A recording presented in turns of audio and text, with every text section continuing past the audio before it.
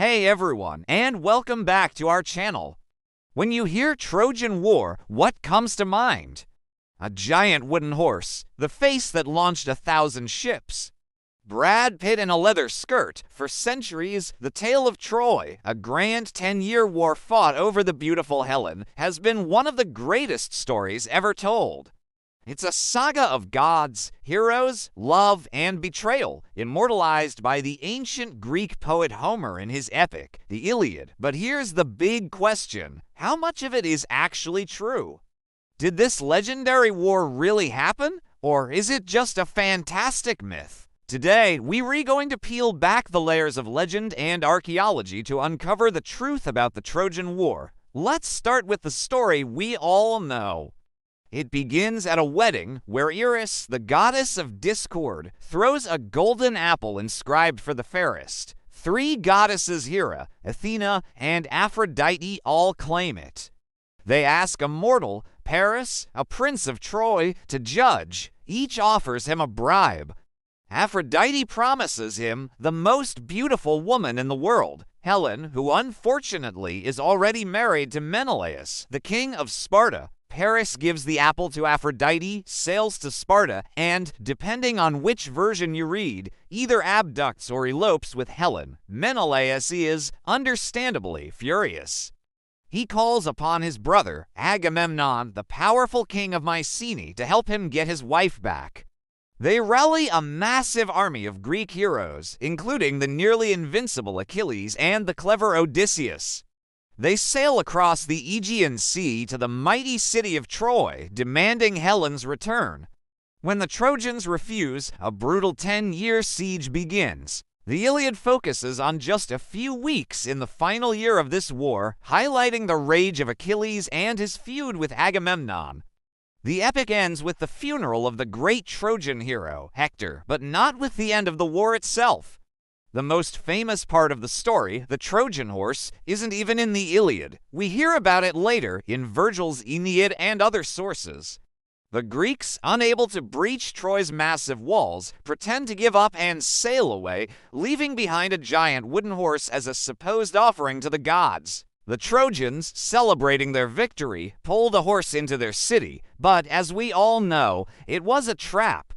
Greek soldiers hidden inside sneak out at night, open the city gates, and let the rest of the army in. Troy is sacked, burned to the ground, and the war is finally over. It's a fantastic story, but for a very long time, that's all it was, a story. Most historians believed Troy was a mythical place, like Atlantis or El Dorado. That is, until a controversial and passionate amateur archaeologist named Heinrich Schliemann came along in the 19th century. Schliemann was a wealthy German businessman who had been obsessed with Homer's epics since he was a child. He was utterly convinced that Troy was real, and he was determined to find it. Following the geographical clues in the Iliad, Schliemann began excavating a mound in modern-day Turkey called Hisarlik. And what he found was staggering. He didn't just find one city. He found multiple layers of cities built on top of each other over thousands of years. It was an archaeological jackpot. Schliemann, in his excitement, dug a massive trench right through the center of the mound, unfortunately destroying valuable evidence in the process. He eventually declared that he had found the Troy of Homer. He even unearthed a spectacular hoard of gold and jewels, which he dramatically named Priam's treasure after the legendary king of Troy. The problem was, Schliemann got the layer wrong. The treasure he found was from a city now known as Troy II, which existed about 1,000 years before the traditional date of the Trojan War. Around 1250 BCE, his methods were crude, but his discovery was revolutionary. He proved that a major, fortified city had existed right where Homer said it would. He had found Troy, but had he found the Trojan War? Later, more careful archaeologists like Wilhelm Dürpfeld and Karl Blegen continued Schliemann's work. They identified 9 main layers of settlement at Hisarlik, spanning from the Bronze Age to the Roman era. They focused on 2 layers in particular, Troy VI and Troy Via. Troy VI was a magnificent city. It had huge, sloping limestone walls, towering fortifications, and grand houses. It looked exactly like the strong-walled Troy Homer described. For a while, this seemed to be the perfect candidate.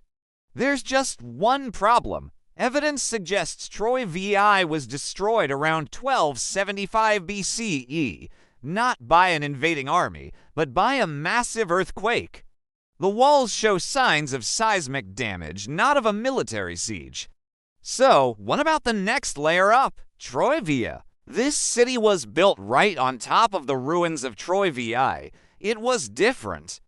The houses were smaller, more crowded, and people had even started living inside the citadel walls. Large storage jars were sunk into the floors of houses, suggesting the inhabitants were preparing for a long siege, stockpiling food and water. And most importantly, Troyvia shows clear evidence of destruction by fire and warfare. Archaeologists have found arrowheads, skeletons, and widespread burn layers dating to around 1180 BCE. This date is a little later than the traditional date for the war, but it fits the archaeological picture of a city under attack, a city that was violently destroyed. So, we have a real city, Troy, that was destroyed by war around the right time.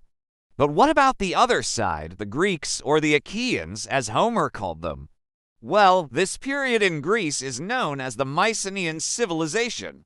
They were a powerful, wealthy, and warlike people. Their centers, like Mycenae, Tiryns, and Pylos, were heavily fortified citadels ruled by powerful kings. They were sea traders and raiders. Cuneiform tablets from the contemporary Hittite Empire, a major power in the region, speak of a troublesome kingdom to the west called Ahiawa. Many scholars believe Ahiawa is the Hittite word for the Achaeans, the Homeric Greeks. These Hittite records mention conflicts and diplomatic incidents involving Ahiawa over a place called Wailusa. And linguists have pointed out that Wailusa is strikingly similar to W. Ilias, an early Greek name for Troy. Some of these texts even mention a king of Wailusa named Alexandru, which sounds a lot like Alexandros, another name for the Trojan prince Paris. This isn't a smoking gun, but it's powerful circumstantial evidence. It tells us that a Greek-like kingdom was clashing with a city in northwest Anatolia that sounded a lot like Troy, right around the time the Trojan War was supposed to have happened. So, let's put it all together. Did a 10-year war happen exactly as Homer described, with demigods and divine interventions? Probably not. The epic poems were oral traditions, passed down for hundreds of years before being written down. Stories get bigger, better, and more dramatic with each telling. The love story of Helen and Paris was likely a poetic invention to give the conflict a romantic and personal cause.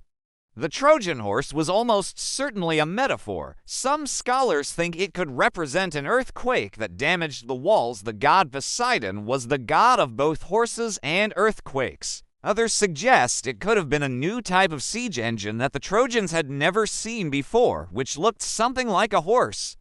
But at its core, the Trojan War was likely a real event, or more likely, a series of conflicts.